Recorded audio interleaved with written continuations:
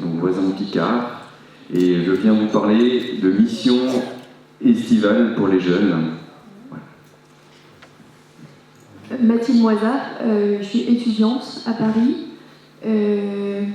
J'arrive pas vraiment de Beauvais en réalité parce que maintenant j'habite dans la Somme, mais je viens parler de la mission Magdala qui est une mission du diocèse de Beauvais, qui était mon diocèse d'origine. Et c'est vous qui allez commencer, donc si vous voulez bien cette mission Magdala, nous dire, on a besoin de concret aussi, de réponses pratiques, de dire ce que vous y vivez, ce que vous proposez, de quelle manière. Merci. Alors, la mission Magdala, c'est un groupe missionnaire qui existe depuis 3-4 ans dans le diocèse de Beauvais, qui a été créé un peu pendant le confinement par une jeune qui devait avoir 22 ans à ce moment-là, qui s'appelle Marion, et qui était déjà très engagée dans le diocèse de Beauvais, dans les PLVTT, dans des pèlerinages diocésains, et qui est partie pendant une année. Elle a décidé de faire un espèce de tour de France des cathédrales, un peu comme c'était peut-être Henri d'Anselme qui a fait ça plus récemment. Et donc elle est partie avec son sac à dos, et son but c'était de marcher et de loger chez les gens. Elle mendiait son logement, quoi. Elle toquait chez les gens et elle leur demandait de l'accueillir. Et donc, dans les discussions, venait assez vite le pourquoi de cette marche, et elle leur expliquait qu'elle était catholique et qu'elle avait envie d'aller visiter les cathédrales de France. Et donc, très vite, elle a eu des discussions sur la foi, la religion, avec les gens qui l'accueillaient et qui n'étaient absolument pas chrétiens, enfin, du moins pour la plupart. Et elle s'est rendue compte que dans les régions les plus rurales, il y avait un vrai éloignement de l'Église du fait de paroisses très très éclatées, très larges, et les gens, ça leur semblait très loin. Ils disaient oui, il y a une église, mais bon, c'est à 20 minutes de route. Bon, nous on croit un peu en Dieu, mais on n'y va pas trop parce que c'est compliqué, vous comprenez, voilà. Et donc, elle qui était très engagée, elle venait de Senlis, donc une paroisse très dynamique, plutôt de ville. Elle s'est rendue compte que dans les campagnes, la réalité de l'église, c'était quand même beaucoup plus compliqué. Et ensuite, il y a eu le Covid qui est arrivé, donc elle a arrêté son pèlerinage des cathédrales. Elle est revenue et puis elle a un peu médité son truc, et elle est allée voir l'évêque de Beauvais, donc Monseigneur Benoît Gonin, et elle lui a dit Monseigneur, moi je voudrais faire quelque chose pour les chrétiens des campagnes et de la campagne de mon diocèse, donc de l'Oise, et je voudrais qu'on fasse des missions dans la campagne. Donc voilà, moi je suis prête à faire 1 an de pause dans mes études, elle est en médecine, enfin du coup une 2e année de pause après son année de marche, et avec d'autres jeunes, et on pourrait passer 2 mois dans une paroisse, puis 2 mois dans une autre, etc. Donc faire une espèce de mission diocésaine comme on nous en parlait tout à l'heure le Père Jean-Louis et le Père Samuel. Et donc elle a commencé à faire ça, mais bon, elle n'a pas trop trouvé de gens disponibles pour donner une année entière à la mission. Donc elle a décidé de faire plutôt des week-ends missionnaires avec ses amis étudiants qui étaient étudiants à Paris et à Lille. Et donc c'est comme ça que les missions Magdala sont nées. Et donc le concept de la mission Magdala, c'est 1 fois par mois, pendant 48 heures, du vendredi soir au dimanche après-midi. Il y a un groupe de jeunes de 18 à 30 ans, donc ça correspond à peu près aux jeunes qui font par exemple des camps d'été sur les plages, à peu près à la même tranche d'âge.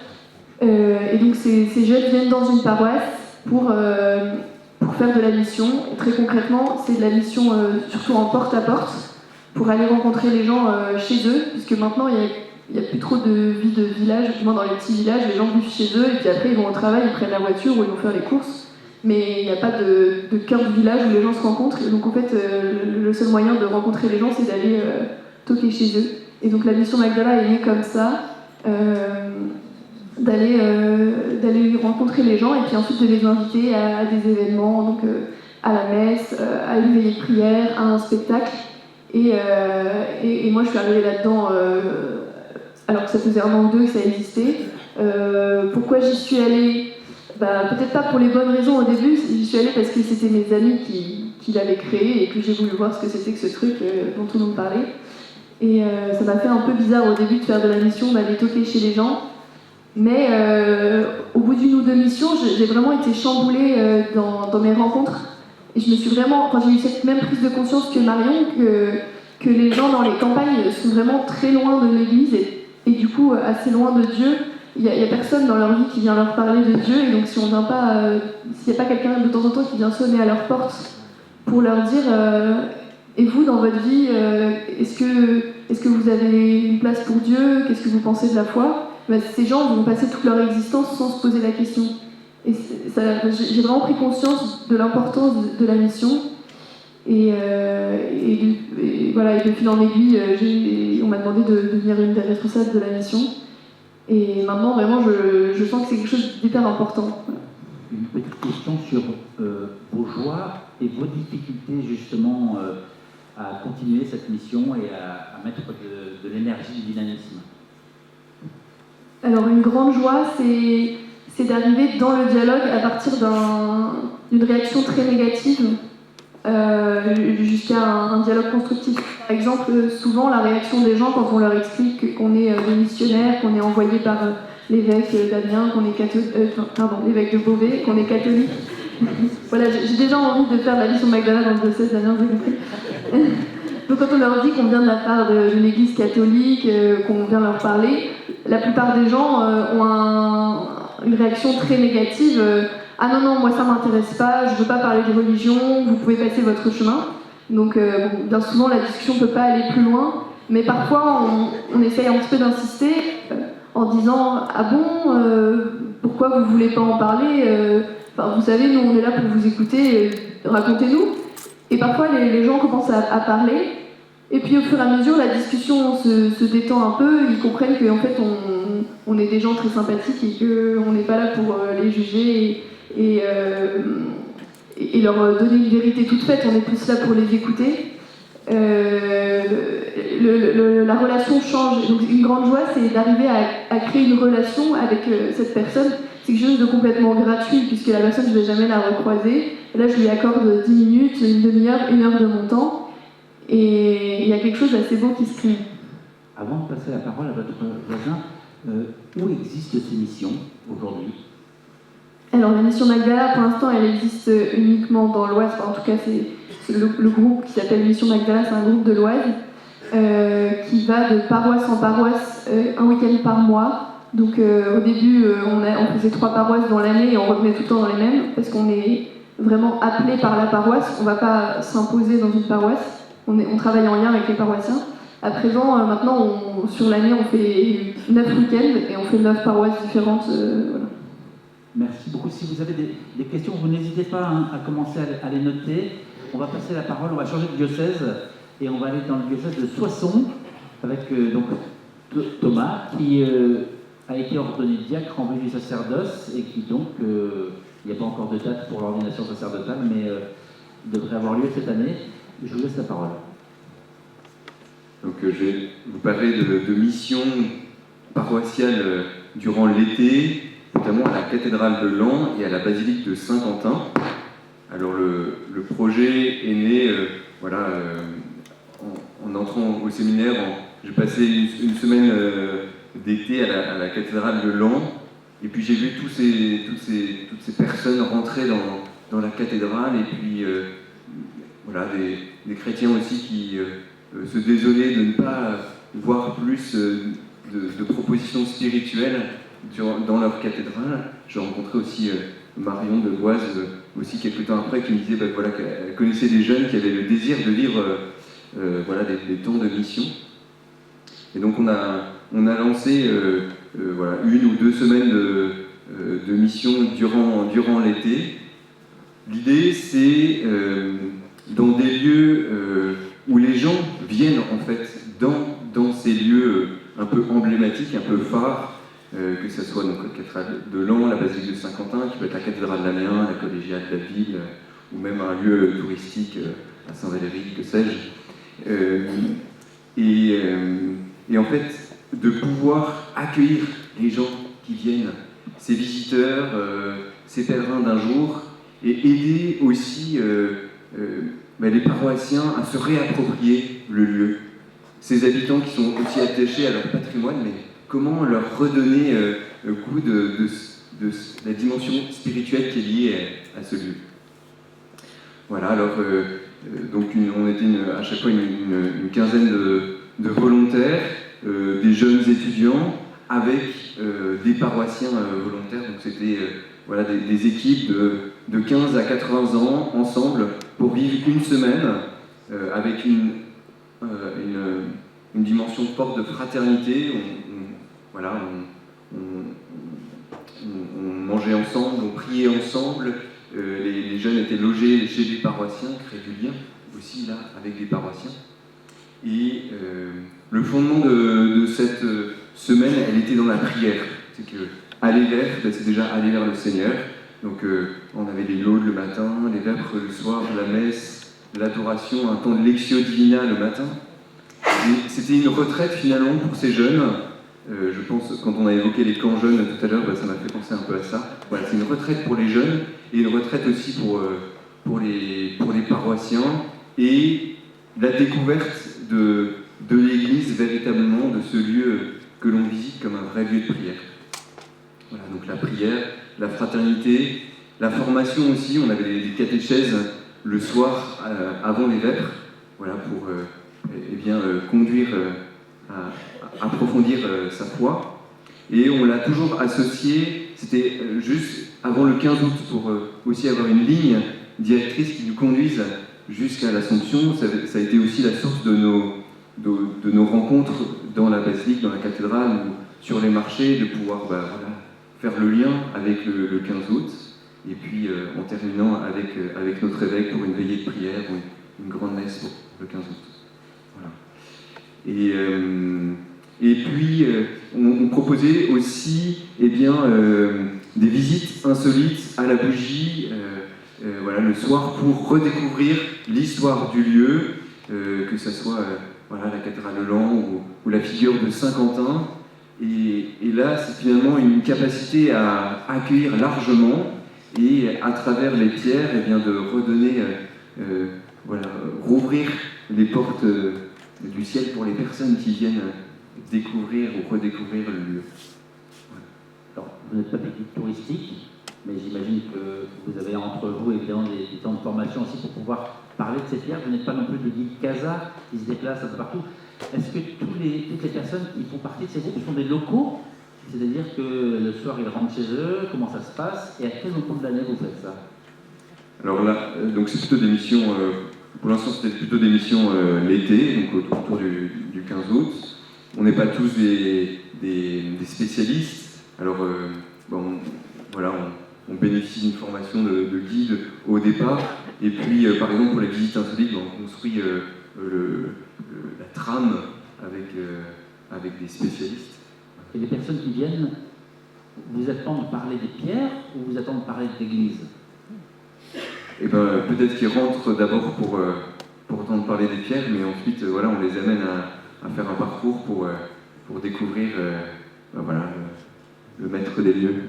Ça peut paraître un peu effrayant à mettre en place, ce type d'initiative, mais concrètement, ce sont donc des habitants autour du lieu qui prennent du temps ensemble, qui se retrouvent ensemble, et ensuite, est-ce qu'ils restent dans le lieu? Est-ce qu'ils vont faire du porte-à-porte? Est-ce qu'ils sont sur le parvis? Comment ça se passe? Eh ben, il y avait différentes équipes, des équipes priantes durant des temps d'adoration, des équipes d'accueil à l'entrée avec des parcours pour les enfants, des parcours pour les adultes, et puis d'autres qui pouvaient être envoyés sur le marché. La mission, telle que vous la définiriez dans ce cadre-là, quel mot vous mettriez dessus? La mission, je dirais que c'est faire l'expérience de l'Église avant tout pour les missionnaires. Et par cette expérience forte de l'Église, ils rayonnent et ils vont vers. Merci beaucoup Thomas. On va revenir dans le diocèse d'Amiens avec cette fois une proposition que certains connaissent peut-être, ce sont les parcours alpha. Je vais vous donner mon micro. Les parcours alpha que va nous présenter Marie-Bénédicte, que vous avez mis en place, dont vous avez mis en place une branche ici avant l'évêque actuel déjà, donc ça commence aussi à avoir une certaine expérience. Alors vraiment, Alpha, c'est vraiment un temps de pause dans notre vie si mouvementée où on réfléchit ensemble sur le sens de notre vie. Excusez-moi, j'ai pris mon petit papier parce que j'ai la réputation d'être bavarde, alors, et comme je sais que mon temps est compté, voilà. Où l'on vit vraiment une aventure personnelle et intérieure avec le Seigneur. Donc il y a différents parcours qui existent, mais nous avons choisi de faire le parcours Alpha classique. C'est-à-dire que toute personne entre 18 ans et 99 ans. Mais on a dit quand même que les personnes qui avaient 100 ans, on les acceptait quand même. Donc des personnes qui vont à l'église ou qui ne fréquentent pas l'église, des personnes de confessions différentes, croyants ou non croyants. Très souvent, les personnes nous disent qu'ils ont très peu de lieux pour parler de leur foi, pour partager ensemble de ce qu'ils peuvent vivre sur le sens de leur vie, et que Alpha, c'est vraiment un lieu de vivre cette belle expérience ensemble. Donc c'est un temps de convivialité où chacun peut s'exprimer et peut-être écouter sans aucun jugement, où l'on est accueilli tel que nous sommes. Donc le Père Jean-Louis Brunet tout à l'heure nous a parlé beaucoup du pape. Moi j'ai le témoignage du cardinal Barbarin qui dit et qui disait aussi il faut accueillir Alpha comme une grâce.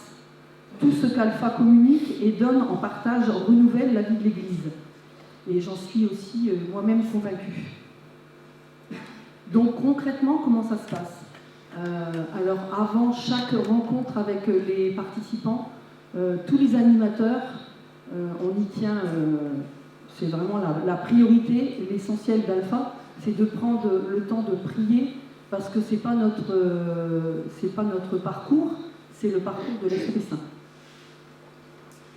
Voilà, donc on prend à peu près trois quarts d'heure de prière avant que les participants arrivent.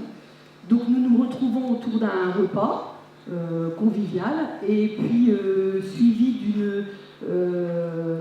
d'une conférence, alors soit par un orateur, soit par une vidéo.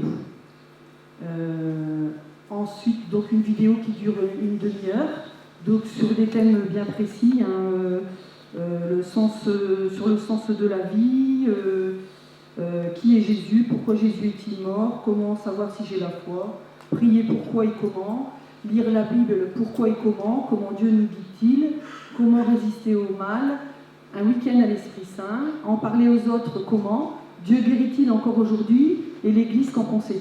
C'est vrai que j'ai vu tout à l'heure j'ai entendu qu'il y avait des thèmes qui se rejoignaient aussi avec les missions paroissiales.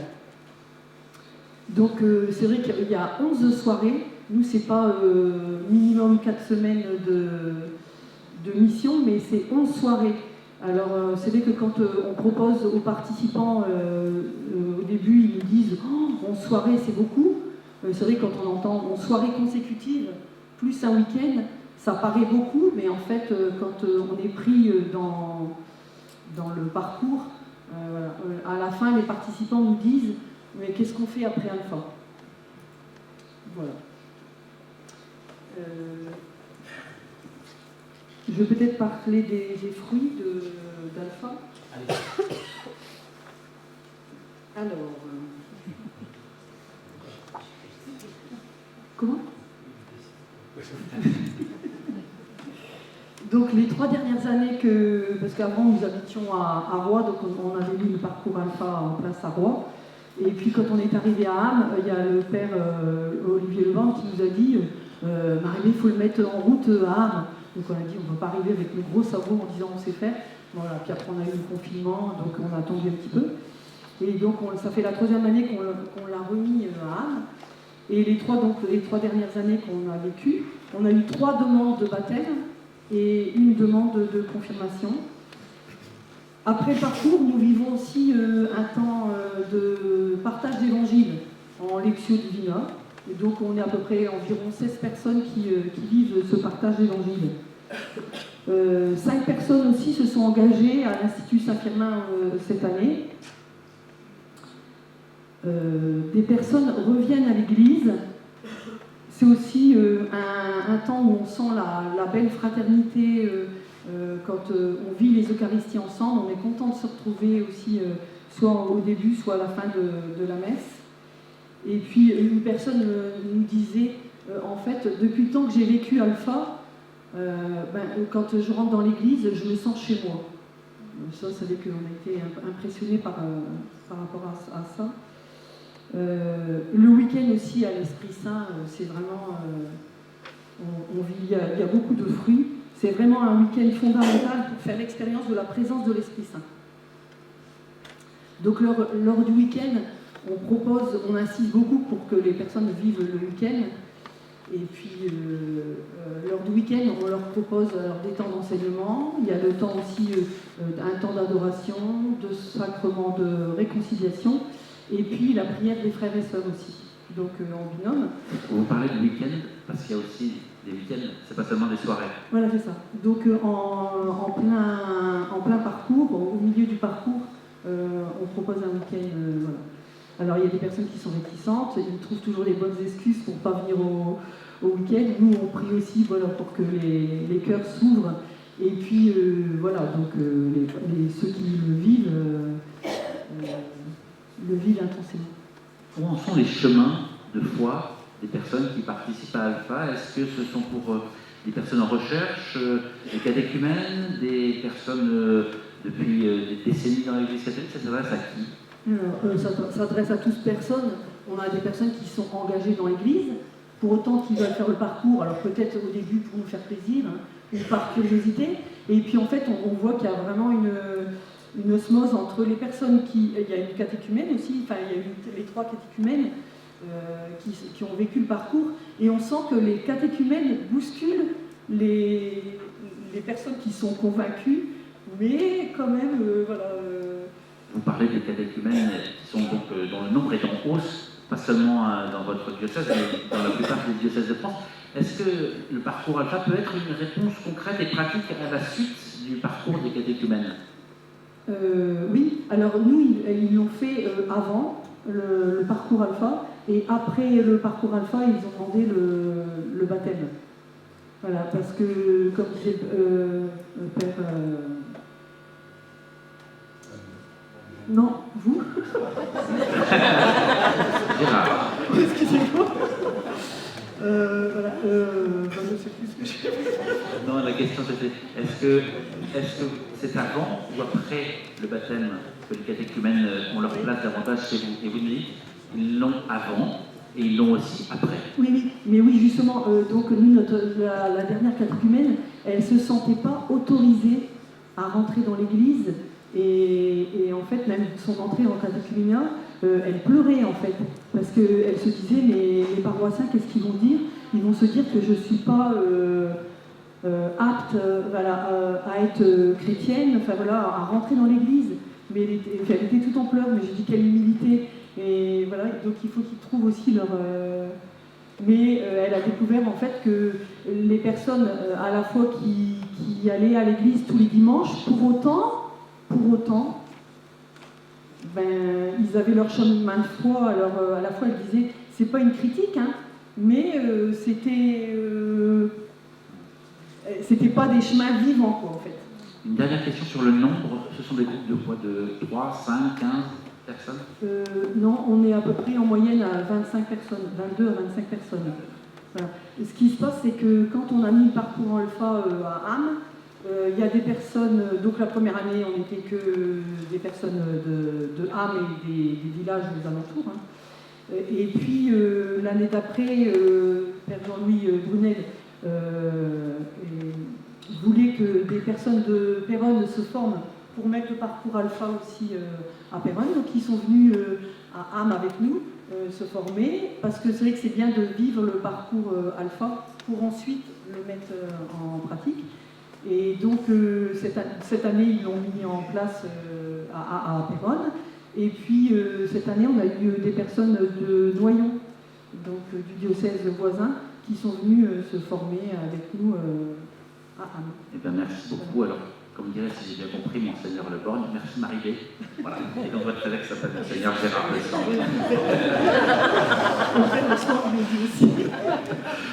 Donc on va passer la parole. Il a un micro, il est ici, voilà, on va l'allumer. Au Père Pascal Romport qui nous arrive donc du diocèse de Cambrai, dans l'Avesnois. Et donc d'ailleurs, si vous avez ce soir ou demain un peu de temps, vous pouvez taper son nom sur Google. Il y a une très bonne émission sur RCF où le Père Romport témoigne de la manière dont Dieu a changé sa vie. Je vous laisse la parole. Voilà, donc on a mis en place donc, sur nos paroisses les fraternités paroissiales missionnaires et ensuite les fraternités catéchuménales. Vous allez comprendre un peu le pourquoi. Tout est venu d'abord d'un constat avec un confrère avec qui je vis et avec qui je travaille en se disant mais pourquoi nos églises comme ça se vident, pourquoi les communautés sont vieillissantes, est-ce que c'est pas parce qu'on jette les filets toujours au même endroit et qu'on n'est pas assez à l'écoute de ce que le Seigneur nous demande pour aller jeter les filets ailleurs? Donc cette réflexion, on l'a donnée aussi avec l'équipe d'animation paroissiale, avec le AP. Et donc on a dit il faut qu'on mette toute la communauté dans cette recherche. Et donc on a décidé d'abord, pendant un an, d'inviter la communauté à prier. Et on a mis en place l'adoration perpétuelle dans l'église. Et 80 personnes se relaient, et ça continue encore aujourd'hui, se relaient toute la semaine autour du Saint-Sacrement pour porter un peu ce projet de la mission.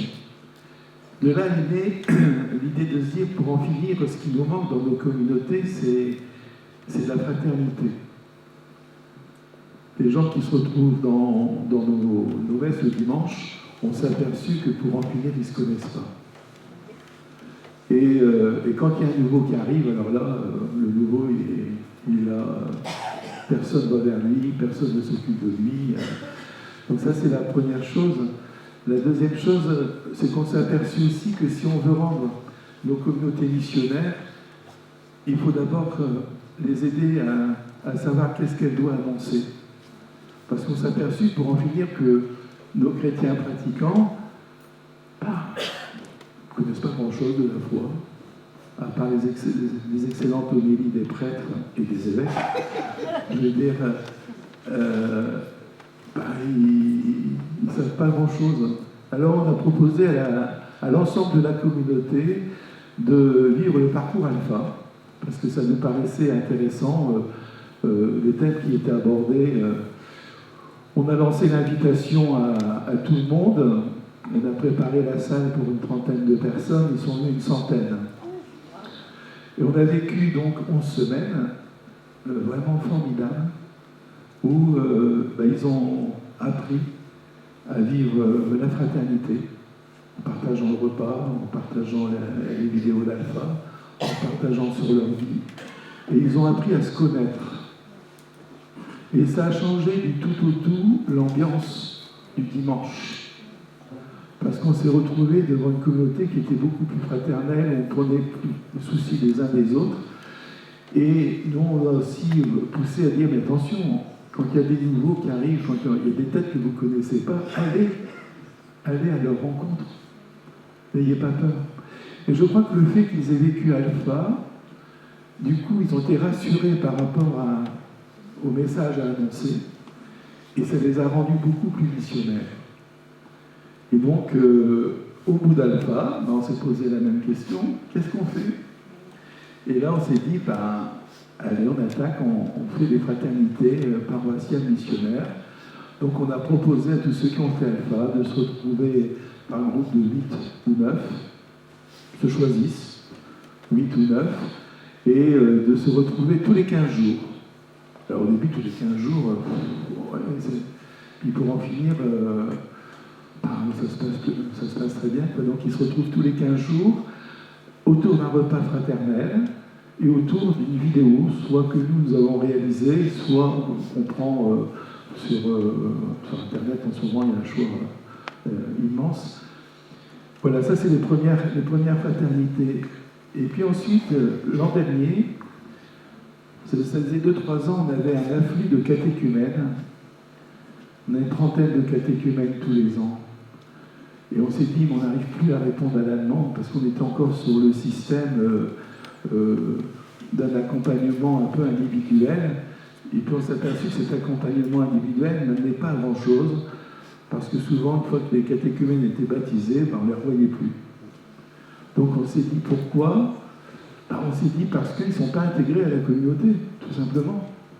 On les voit à la communauté pour les scrutins, pratiquement, et puis c'est tout. Du coup, on s'est dit, il faut qu'on leur fasse vivre la vie fraternelle. Donc on a dit à toute la communauté, écoutez, nous on n'arrive plus à accompagner les catéchumènes, donc c'est à vous, la communauté, de les prendre en charge. Vous êtes les seuls qui peuvent les accompagner dans cette démarche. Et donc, un certain nombre ont répondu. Et donc, on a créé des fraternités catéchuménales avec 4 catéchumènes et 4 ou 5 chrétiens, on va dire, purs. Et alors, c'était assez marrant parce qu'au début, les jeunes disaient « ouais, on est avec des vieux », et les vieux disaient « ouais, on est avec des jeunes ». Et puis, on a laissé dire. Et puis donc, on leur a proposé de refaire le parcours alpha. Alors, voilà comment ça se passe pour vous expliquer. Il y a ce qu'on appelle l'année 0. L'année 0, c'est tout de suite, dès qu'il y a une demande de catéchuménat, de l'accueillir. Pas lui dire, attends, dans 6 mois ou dans 3 mois que ça commence. Donc on l'accueille tout de suite. Et l'année 0, il se retrouve à peu près une fois par mois, grosso modo, toutes les 3 semaines, pour aborder un peu des thèmes un peu généraux, comme la Bible, Jésus, etc. Et aussi leur faire découvrir l'aspect fraternel. Au bout de l'année 0, on leur propose l'année 1. L'année 1, c'est alpha, pendant 11 semaines. Et à partir du début du carême, donc là, alpha, il se retrouve tous les 15 jours. Voilà, parce que quand c'est des jeunes couples qui travaillent, etc., c'est très compliqué toutes les semaines. Ils font donc tous les 15 jours jusqu'au carême. Et au carême, ils rentrent dans ce qu'on appelle la fraternité sacramentelle, c'est-à-dire que là, on aborde les sacrements, jusque Pâques, où ils vont être baptisés. Et donc là, ils se voient toutes les semaines pendant le carême. Et puis donc, ils reçoivent le baptême, et puis ensuite, ils continuent. Ils vont reprendre tous les 15 jours jusque la confirmation, parce qu'on a séparé confirmation de première communion. Voilà comment va se terminer l'année. Et il y aura l'année numéro 2, qui sera l'année du néophytat, où là, on va continuer en fraternité pendant 1 an. Et puis, voilà. Et donc, le problème, c'est que on a ces 30 catéchumènes qui sont en route, on en a 30 autres qui piaffent. Ne dites pas qu'il y en a trop. Et qu'il va falloir retrouver dans la communauté des gens pour les accueillir. Donc là, c'est un peu l'année charnière. On va voir comment ça va se passer. Sacré dynamisme, bravo. En tout cas, merci pour votre témoignage. On va passer alors au moment des questions de l'Assemblée.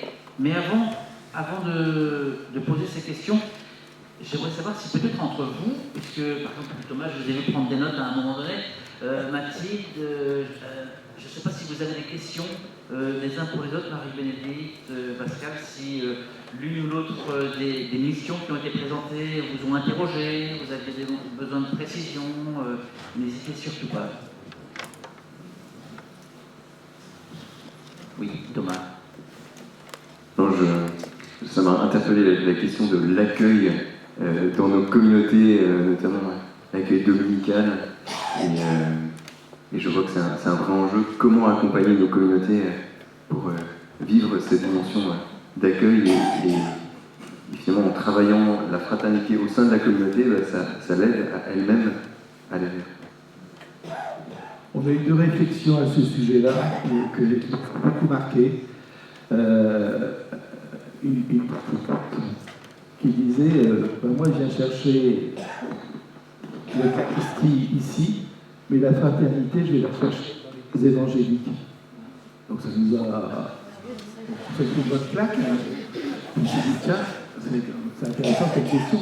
Et la deuxième interpellation qui nous a été faite, c'est une dame qui avait perdu son mari, qui est décédé, qui avait donc décidé de revenir à l'église.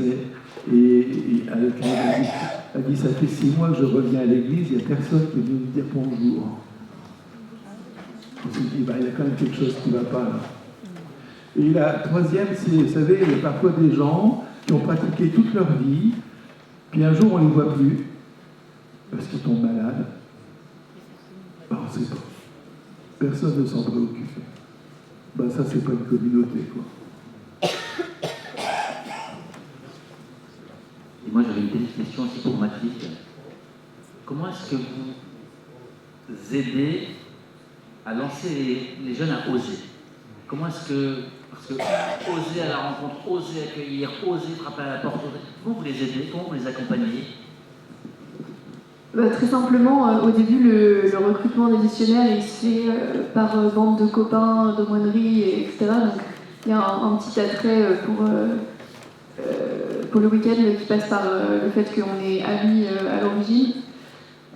Ensuite, très concrètement, quand on est en mission Magdala, on fait un topo pendant à peu près 1 heure sur comment partir en mission concrètement, comment faire du porte-à-porte. Donc ce petit topo, il est à la fois très concret, il dit quelle phrase il faut dire, comment est-ce qu'il faut accueillir les réponses de l'autre, comment est-ce qu'on s'adapte à la personne qu'on a en face de nous. Et ce topo se base aussi beaucoup sur la parole de Dieu, sur l'Ancien et le Nouveau Testament, et sur l'exemple des apôtres. Donc voilà, on essaye de former un peu les gens, mais tout en sachant qu'on n'est jamais assez bien formé pour être missionnaire, on est toujours un peu bousculé. Ça fait 3 ans que je fais de la mission, il y a beaucoup de moments où je suis un petit peu sans voix, je ne sais pas ce qu'il faut dire, mais voilà, il faut avoir conscience qu'on a besoin de l'Esprit Saint aussi pour être missionnaire. Et aussi pour que ça se passe bien, en général, on part en binôme, en mettant une personne un peu plus expérimentée qui a déjà fait la mission et une personne qui est nouvelle ou qui en est à ses premières missions. Ça permet d'avoir un équilibre dans le binôme. Une petite question pour Thomas. Comment faites-vous pour rester à votre place quand on parle de mission? Vous avez un col romain, vous allez être prêtre, et souvent on a tendance à laisser les prêtres prendre en charge ou la responsabilité de la mission ou l'initiative de la mission. Mais comment faites-vous pour, aussi dans le groupe où vous êtes, laisser les laïcs prendre pleinement leur place? C'est un vrai enjeu. Et justement, lors de différentes initiatives, de pouvoir aider chacun à prendre une petite responsabilité et petit à petit de découvrir aussi ces charismes qui ne pouvaient sous-estimer. Petit à petit, chacun commence à prendre sa place et puis toujours discerner, avant de lancer quelque chose, est-ce que le Seigneur m'envoie aussi d'autres personnes pour la vivre avec cette aventure? Et c'est aussi un signe que le Seigneur nous appelle à vivre la mission ensemble. Pascal, même question sur la place justement que le prêtre laisse aux autres. Alors, les fraternités, elles sont animées que par des laïcs. Il y a un animateur. Donc nous, en tant que pasteurs, on réunit les animateurs pour faire partager, faire remonter les choses qui vont pas. Et on intervient alors toutes les 6 semaines, il y a ce qu'on appelle une interfrate. Donc on réunit toutes les fraternités. Et là, nous, souvent on fait un topo, on fait une catéchèse ou un topo pour les aider à réfléchir. Mais notre place, elle n'est pas dans l'animation elle-même, elle est plus dans un apport catéchétique, etc. Mais sinon, ça vit sans nous, quoi. Marie-Bénédicte, j'ai une dernière question avant de passer aux questions qui ont été posées par l'assistance. Le parcours alpha, on peut le faire combien de fois en fait? Parce que je vous écoutais et on dit tiens, on peut le faire 1 fois, 2 fois. Combien de fois le parcours alpha? Non, on peut le faire qu'une fois. Ah, on peut donc par exemple les catéchumènes qui le font avant le baptême, qui ne sont pas les mêmes, donc ils le refont après. Il se fait une seule fois. Oui, voilà, c'est D'accord. une seule fois. Et après, vous les poussez où, ceux qui refrappent à la porte en disant j'ai vécu quelque chose de fort et j'aimerais refaire un parcours, continuer. Alors, on leur propose d'être serviteurs. C'est-à-dire soit de servir les repas, puisque nous, on le vit, on a la chance d'avoir une école, l'Institut Notre-Dame, qui est à côté, et qui nous propose des repas. Et donc, ils servent les repas pour les participants. Donc, ils entendent aussi l'enseignement. Et puis, ils peuvent partager aussi autour de leur table de service. Et puis, sinon, après, voilà, ils peuvent être aussi formés pour être animateurs après de table. Parce que l'animateur de table n'est pas un théologien. Voilà, on est vraiment. C'est le fait d'avoir 2 animateurs par table, c'est plus pour faire circuler la parole que donner des réponses. Mais nous, on est là plus pour écouter et faire circuler la parole entre eux. Donc le parcours en tant que tel se fait une fois, mais la personne peut continuer à faire partie d'Alpha. Oui, ben voilà, en étant serviteur. On va passer au questionnement. Alors, je me tourne vers Jean-Louis. Alors, est-ce qu'on y va par thématique? Est-ce qu'on y va par Jean-Louis? On va commencer par ça.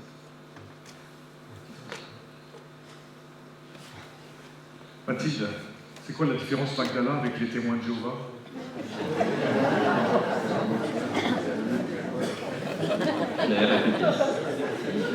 Effectivement, quand on toque chez les gens, la plupart nous prennent pour des témoins de Jéhovah. Donc c'est pour ça qu'on dit tout de suite qu'on est des catholiques, qu'on fait partie de l'Église catholique, qu'on est envoyé par notre évêque et par le prêtre de la paroisse pour bien se situer pour les gens. Ensuite, quelle est la différence entre Magdala et les témoins de Jéhovah? Bien sûr, il y a quand même une composante commune, c'est qu'on veut rencontrer les gens et qu'on veut évangéliser, mais on est là pour leur parler de la foi de l'Église catholique, qui n'est pas la même que les témoins de Jéhovah. Donc là-dessus, on essaye d'être très clair quand même.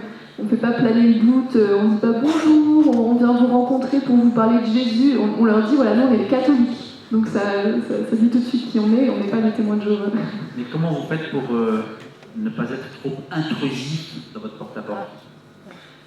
Si la personne ne veut pas nous parler, on s'impose pas trop. Enfin, on insiste une fois ou deux, après on s'en va si la personne ne veut vraiment pas nous parler.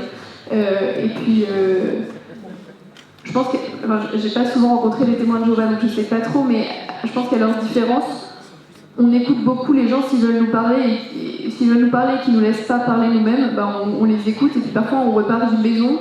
On a entendu une petite dame nous parler pendant 45 minutes de sa vie. On n'a pas réussi à en placer une, mais c'est pas grave, c'est pas une rencontre perdue. On a été missionnaires par notre écoute aussi, donc voilà. Jésus nous envoie au milieu des loups. Est-ce que tu as déjà rencontré le loup dans ta mission? Qu'est-ce que tu fais devant le loup? J'ai déjà rencontré des gens qui veulent pas parler, et en général, ces rencontres-là sont très courtes. Les gens ouvrent, on explique, on dit qu'on est des jeunes envoyés par la mission Magdala, on explique notre démarche et ils disent non, ça m'intéresse pas du tout, je veux pas vous parler, la porte se referme. Et voilà, c'est pas aller plus loin que ça. C'est pas les réactions les plus fréquentes, heureusement. Parfois, on a ce genre de réaction et en insistant un petit peu, le dialogue commence. Et je me souviens d'un monsieur rencontré à Breteuil, donc dans le nord de l'Oise, pas très loin d'ici, qui nous avait entendu parler avec son voisin, parce qu'il était dans son jardin.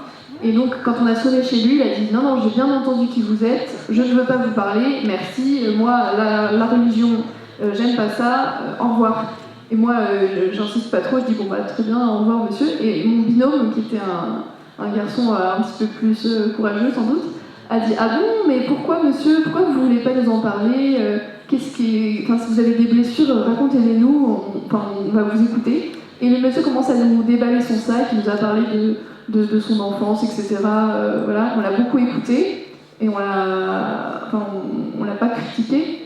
Et au bout d'une demi-heure, on était encore sur le trottoir à l'écouter, et puis il nous disait « Ah, mais en fait, vous êtes sympathiques, les jeunes, c'est sympa de discuter avec vous, voilà. » Et puis sa femme revient, parce qu'elle était allée promener son chien, et là, il nous dit « Ah, vous boirez bien une bière ?» Donc on est rentré. Et finalement, avec ce monsieur, on a parlé 1h30. Bon, je pense pas qu'on l'ait converti à la fin, mais il y a quelque chose dans son cœur qui s'est un peu ouvert, parce que d'emblée, il était très fermé. Il nous parler de ses voisins, de leur querelle de voisinage qui était c'était presque des enfantillages, quoi. Ils s'étaient disputés pour rien. Et puis à la fin, il avait un peu ouvert son cœur à notre histoire de charité les uns vers les autres, de pardon. Et donc là, j'ai senti que c'était une belle rencontre. Donc un loup peut-être au début, mais très vite un agneau finalement. Merci. Alors, à propos des questions, vous en avez posé beaucoup, et donc merci. Donc on fait une synthèse, certains diront ma question n'a pas tout à fait été répondue. On va essayer quand même de l'exprimer pour que les réponses soient apportées. On va passer à Thomas, mais juste avant de passer à Thomas, une dernière question.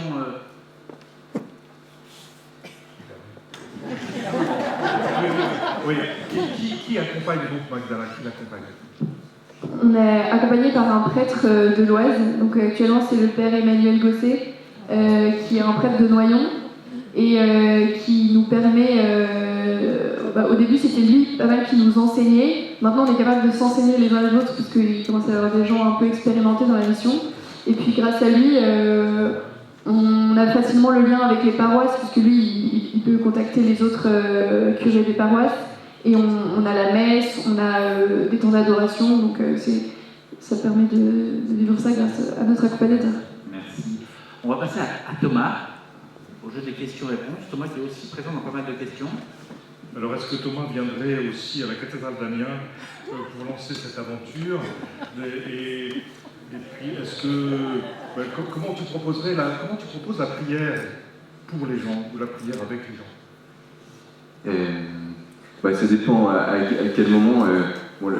En parlant de rencontres sur un marché, pareil, une personne assez fermée et qui dit non, moi je suis athée et ça ne m'intéresse pas. Et on lui a proposé directement, ensuite, mais est-ce que vous voulez qu'on prie pour vous? Tout simplement. Et puis là, elle nous a partagé sa grande épreuve dans la vie. Et puis simplement on s'est séparés. Donc, ne pas hésiter dans les rencontres, que ce soit à l'extérieur ou à l'intérieur des églises, d'oser proposer la prière pour la personne. Et puis ensuite, dans les édifices, dans nos églises, dans nos basiliques, cathédrales, il y a beaucoup de personnes qui viennent déposer un cierge, on va les accompagner dans cette démarche, parce que souvent ils ne posent pas de mots, ils ne s'adressent pas toujours à Dieu, mais comment on les accompagne aussi dans cette démarche. Et puis en fait, si on propose de nombreux temps de prière dans la journée, les gens viennent s'arrêter et puis on peut les accompagner pour découvrir l'adoration, découvrir les offices de la liturgie des heures. Et puis on a vu beaucoup de personnes venir à la dernière veillée de prière juste avant l'Ascension. Il y a beaucoup de personnes inconnues, mais qu'on a rencontrées durant la semaine et qui sont venues et qui ont été touchées par la beauté de la liturgie. Et la question sur venir à Amiens. Et une autre question qui a été posée, c'est les moyens ne sont pas les mêmes entre les diocèses de Soissons et celui d'Amiens. Qui finance?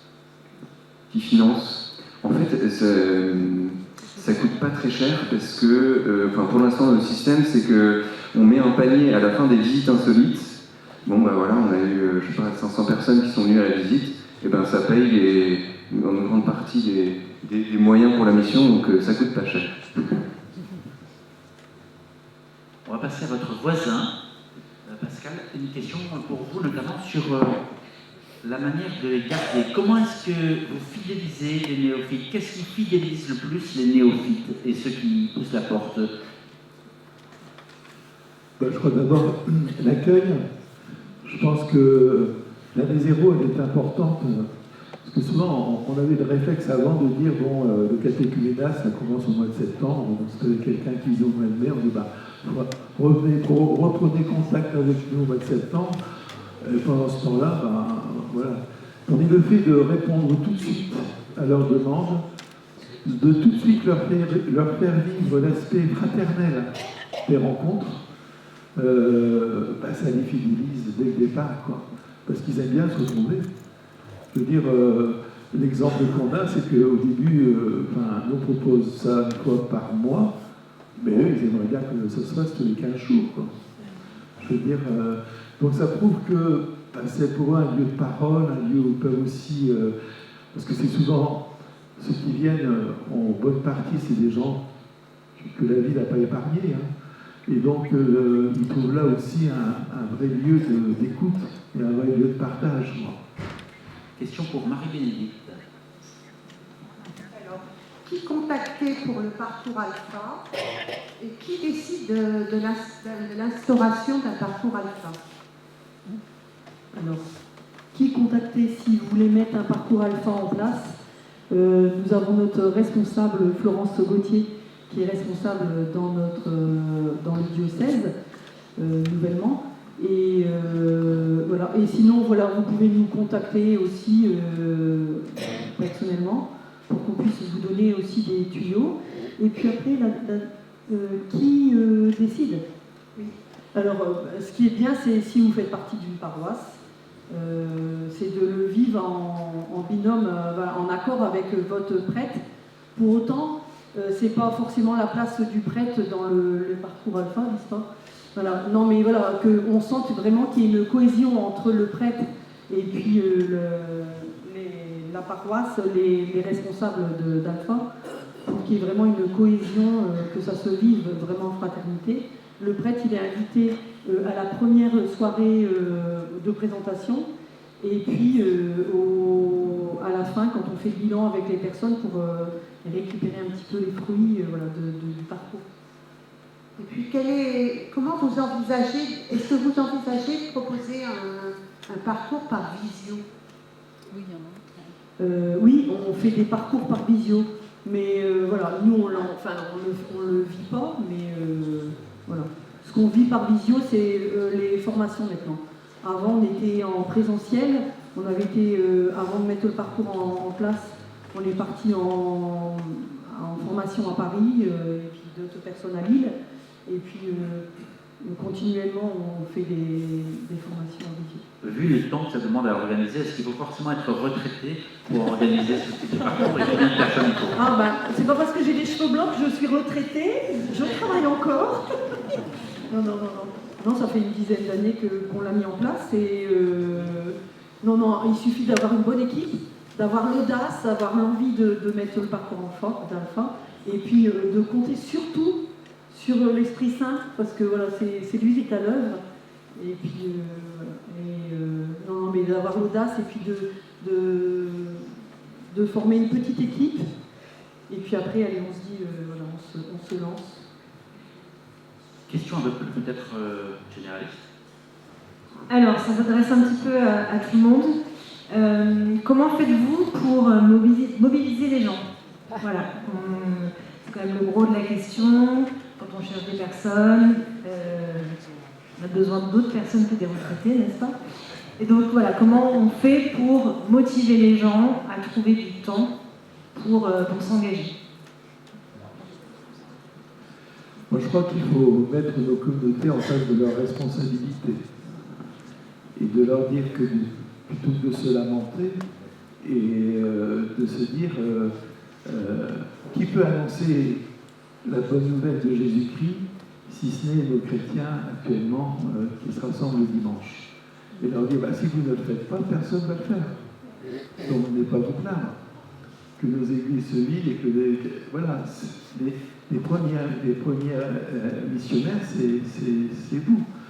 Alors, quel que soit l'âge, la santé, etc., chacun peut apporter quelque chose. Je pense qu'à force de le dire et de le redire, ça déclenche des choses dans le cœur des gens. Et enfin, moi je vois, nous, au bout de... Ça fait 8 ans maintenant qu'on a mis en place cette expérience, je me dis, les gens ont bien conscience que la mission, c'est eux, quoi. Et donc là, aujourd'hui, par exemple, il y a les 24 heures pour Dieu en ce moment. Je sais qu'à l'heure où je vous parle, ils sont partis faire, il y a d'autres groupes qui sont partis faire de la mission de rue.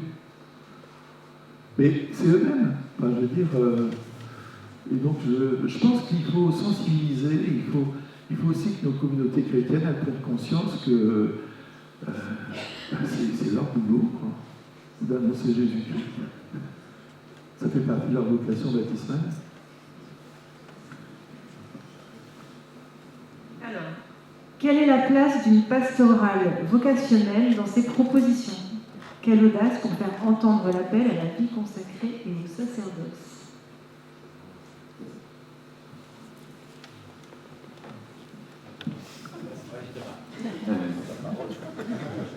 En tout cas, lors de ces temps de mission, le fait d'expérimenter en fait, la joie de la fraternité, ce cœur à cœur avec Dieu dans la prière, cette attente chez les gens que l'on rencontre, en fait, je pense que ça ouvre vraiment les cœurs à la question vocationnelle, soit apostolique ou soit contemplative. En tout cas, j'ai vu des jeunes qui ont pu nous partager ce questionnement parce que leur cœur s'est dilaté lors de ces temps de mission. Donc, au-delà d'une annonce explicite, je pense que c'est plus de l'ordre de l'expérience qui fait que peut-être que le Seigneur m'appelle. Moi, je crois aussi que les jeunes auront envie de se mettre au service de communautés dynamiques et joyeuses de vivre leur foi, et pas au service des communautés qui se lamentent sans arrêt. Enfin, je veux dire, quel jeune a envie de servir une communauté qui se lamente? Aucun. Par contre, si on retrouve l'idée de fraternité, de vraie joie d'annoncer l'Évangile, moi je suis certain qu'il y a des jeunes qui vont être heureux de se mettre au service de ces communautés. Alors c'est vrai que les parcours alpha, voilà, nous, celui qu'on vit, c'est bien un parcours classique. Effectivement, dans nos églises, les jeunes ne s'y retrouvent pas forcément, voilà, ils ne retrouvent pas forcément leur place. Mais il existe aussi des parcours alpha jeunes pour lycéens, dont tu fais partie, et puis des parcours alpha aussi pro. Voilà, donc ils ont aussi l'opportunité de pouvoir échanger sur leur foi.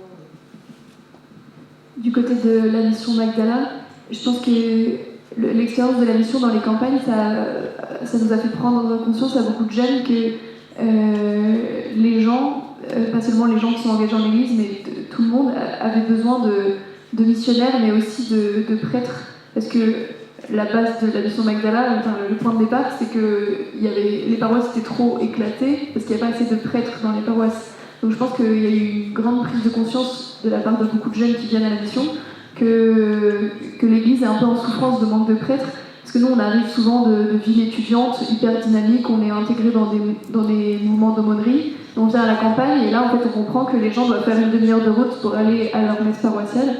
Et ça a porté des fruits dans notre mission très concrètement, parce qu'il y a un des jeunes qui était responsable de la mission Magdala jusqu'à l'année dernière, qui a décidé de rentrer au séminaire. Bon, son chemin de discernement n'est pas passé uniquement par la mission Magdala, mais il nous l'a quand même confié, que pour lui, ça avait été une étape décisive, et du coup, il est rentré pour le diocèse de Beauvais, dans lequel il n'avait pas d'attache au départ. Donc c'est un fruit très concret. Alors, en toute honnêteté, en toute simplicité, en toute transparence, comment est-ce que vous pourriez être soutenu davantage par votre diocèse? Est-ce que vous avez l'impression d'être soutenu assez, et comment est-ce qu'on peut améliorer ce support? Nous, oui, je peux dire qu'on est très soutenus. D'ailleurs, l'évêque a mis en route une équipe diocésaine de la mission. Et oui, on est vraiment...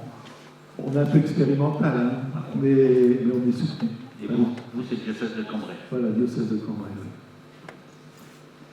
Nous, depuis quelques mois, on a une responsable maintenant qui est nommée.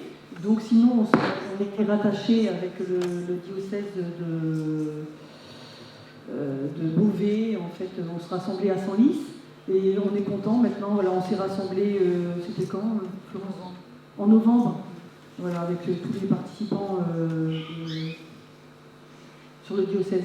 Alors c'est vrai que quand on fait machine arrière, il n'y avait qu'un parcours à Amiens, je ne sais plus en quelle année, et puis au fur et à mesure on voit que ça commence à se mettre un petit peu en place. Ça va dans le bon sens, quoi. C'est ça. Thomas, Mathilde. Nous, du côté du diocèse de Beauvais, on est plutôt bien soutenus puisqu'on a un aumônier qui accompagne la mission. On a des moyens financiers à la hauteur on a un camion, quoi, qui nous permet de nous balader. Après, on a surtout besoin de moyens humains, de missionnaires, et on a besoin de paroisses qui nous accueillent. Mais au niveau du diocèse, ça marche plutôt bien depuis que... la mission a mis un peu de temps à se lancer, mais maintenant on est vraiment bien ancré dans le diocèse. Voilà. Et on est aussi soutenu dans toute cette dimension. Alors, on a des questions pour... Alors peut-être pour Pascal, est-ce que le parcours Alpha ne manque pas une dimension catholique sur l'Église et les sacrements, en sachant qu'il nous vient de l'Église anglicane, entre autres? Et puis il y avait une question associée aussi, en quoi cette origine protestante peut gêner dans les efforts de collaboration pour la mise en place d'une pastorale missionnaire dans la paroisse? Est-ce que c'est plutôt dynamisant ou est-ce que c'est plutôt quelque chose qui freine? Je veux dire, la connotation protestante est quand même limitée. Normalement, il y a 5 essentiels qui sont proposés. Nous, on a rajouté un 6e, qui est justement les sacrements. Parce que c'est vrai que ça manquait. Je veux dire, en fait, Alpha met les sacrements dans l'essentiel de la prière. Et on a voulu le détacher parce que c'est quand même une caractéristique propre de l'Église catholique, quoi. Mais sinon, les thèmes abordés, la manière dont ils sont abordés, etc., franchement, il faut savoir que ça vient des protestants. Je veux dire, nous, ça ne gêne absolument pas. On a voulu nous rattacher l'aspect sacramentel parce que comme on se sert aussi d'Alpha pour nos catéchumènes, c'était une dimension qui manquait un peu, quoi. Donc ça, on l'a rajouté. Une question peut-être en lien d'ailleurs avec l'évangile de dimanche. Alors, beaucoup d'initiatives à l'extérieur en sortie, mais que faire avec ceux qui sont toujours là? Ben justement, les associer, tout ça. Et dire, moi, franchement, de temps en temps, il faut un peu, c'est mal l'expression, un peu secouer les communautés, quoi. Parce que, je veux dire, ils sont toujours en train de dire il manque de prêtres, il manque de ceci, il manque de cela, et tout ça. Et moi, je leur dis, mais bon sang, bonsoir. Je veux dire, c'est ensemble qu'il faut aller à la mission, il ne faut pas attendre que ça vienne toujours des autres. Et donc, rentrer dans les propositions que nous faisons, et vous allez y trouver aussi de la joie, quoi, plutôt que de vous lamenter. Et je pense qu'il faut aussi, de temps en temps, renouveler nos communautés qui vivent un peu pépère, tant qu'ils ont leur Eucharistie du dimanche, ils sont contents, quoi. Alors, une question qui s'adresse un petit peu à vous 4. Comment accueillir les personnes qui n'ont pas fait d'études, qui sont dans des situations familiales compliquées, des personnes un peu marginales? Comment aller vers elles? À Alpha, on accueille tout le monde, voilà, et on prend soin justement des plus fragiles. Après, voilà, il y a eu, je tairai le parcours, mais une personne qui avait été accueillie avec un handicap mental, c'est plus compliqué d'accueillir ces personnes-là parce qu'on ne veut pas les mettre en difficulté par rapport au parcours qui est proposé. Et plutôt, moi je dirais plutôt à ces personnes-là de faire autre chose, de les accueillir dans un autre groupe, soit de prière, mais qui puissent trouver leur place, mais pas forcément Alpha, parce que voilà, ça peut les mettre en difficulté pour partager. Mais sinon, toutes les personnes sont accueillies. Justement, les fraternités, c'est leur richesse. C'est que quand quelquefois les gens viennent, on ne sait pas trop où les mettre pour en finir. Et je pense que ce qui se vit dans les fraternités, c'est vraiment un lieu où on accueille la personne telle qu'elle est, quoi. Et bon, ça c'est l'avantage. Après, au niveau des fraternités catéchumènes, on sait bien qu'un grand nombre de nos catéchumènes viennent de milieux pas faciles, ont vécu parfois des choses très difficiles dans leur vie. Et ils sont nombreux, ceux-là, quand on regarde sur la proportion de l'ensemble des catéchumènes, quand ils partagent, etc., on se dit, mais On se demande même comment ils sont là après avoir vécu tout ça, quoi. Une petite dernière sur le néophyta, on en parlait tout à l'heure. Est-ce qu'il y a eu effectivement des pertes, c'est-à-dire après les sacrements est-ce qu'il y a des gens qui justement n'ont pas intégré les fraternités et puis, Ah oui, toujours. Ça peut pas être une réussite à 100%. Là, nous, les fraternités catéchuménales, le stade expérimental, hein. C'est-à-dire que là, on a vécu l'année catéchuménale, l'année prochaine, on va vivre l'année du néophyta. Donc, septembre, pour nous, ça va être vraiment... on va voir. Pour l'instant, on espère, je pense que vu ce qui se vit dans les fraternités, on a beaucoup d'espoir. Mais après, voilà, chacun est libre. Alors, ce temps de questionnement arrive déjà à son terme. On va faire un dernier exercice. Alors, il sera peut-être plus facile pour certains que pour d'autres. C'est en moins d'une minute. En moins d'une minute, dire vraiment ce qui, fondamentalement, fait votre joie dans cette mission que vous êtes venu présenter et qui peut aussi peut-être donner des idées à d'autres. Ben moi, je peux dire que ça fait 39 ans que je suis prêtre, hein, et que cette expérience m'a reboosté dans mon ministère. Elle m'a redonné vraiment de la joie et vraiment un grand désir d'annoncer Jésus.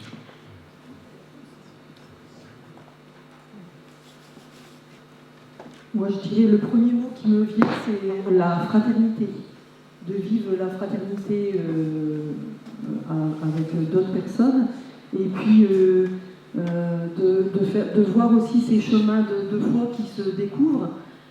Quand des personnes nous disent Marie-Bé, j'ai pensé à toi cette semaine, je dis ah bon, je préférerais que tu penses au Seigneur. Non, mais j'ai pensé à toi parce que j'ai réussi à prier, voilà, ou bien j'ai ouvert ma Bible. Et voilà, pour moi c'est une joie. Je me dis voilà, il y a eu un petit déclic. Mais comme vous disiez tout à l'heure, je dis voilà, on a besoin que nos communautés elles se réveillent. Et je trouve que Alpha, c'est un bon réveil. À la fois, c'est un temps de pause dans la vie des gens et c'est un bon réveil voilà, pour les gens, en douceur. Pour moi, toquer chez les gens et rencontrer toutes ces personnes, ça m'a fait prendre conscience de la richesse du peuple de Dieu, parce que toutes ces personnes chez qui je me suis rendue, c'est des gens qui sont à l'image de Dieu. Donc, je trouve ça très beau de découvrir la diversité des gens avec leurs souffrances ou leurs joies. Et ça m'a montré également un peu l'urgence de la mission. Vraiment, j'en suis convaincue, il faut être missionnaire et tout le monde est appelé à l'être. Donc c'est urgent et en même temps, c'est une grande joie pour moi. Voilà. Ma joie, c'est de voir ensuite ces volontaires, ces jeunes et moins jeunes qui ont fait une expérience et qui ensuite vivent de leurs propres ailes. Moi, je pense à quelques jeunes qui ont dit après la mission, voilà, on s'est fait un groupe WhatsApp et puis on se retrouve le soir pour dire les complis, et puis d'autres qui me disent on organise un pèlerinage dans le diocèse, est-ce que tu veux nous accompagner? Ou voilà, spontanément ils vivent de l'expérience première et voilà, contempler l'Esprit Saint qui continue à les guider sans